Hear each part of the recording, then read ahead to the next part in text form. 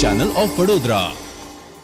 શહેરના railway station પરથી એક અજાણ્યા વ્યક્તિનો મૃતદેહ મળી આવતા અંગે પોલીસે વધુ તપાસ હાથ ધરી છે।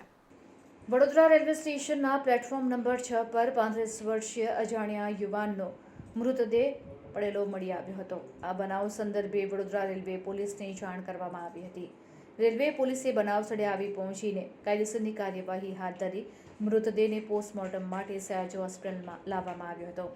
ત્યારબાદ આ અજાણ્યા યુવાનના વાલી વારસની શોધખોળ તેમજ ઓળખ માટેના પોલીસે ચક્રો ગતિમાન કર્યા છે। હાલના તબક્કે આ અજાણ્યા યુવાનના મૃતદેહને સયાજી હોસ્પિટલના કોલ્ડ રૂમ ખાતે મૂકવામાં આવ્યો છે।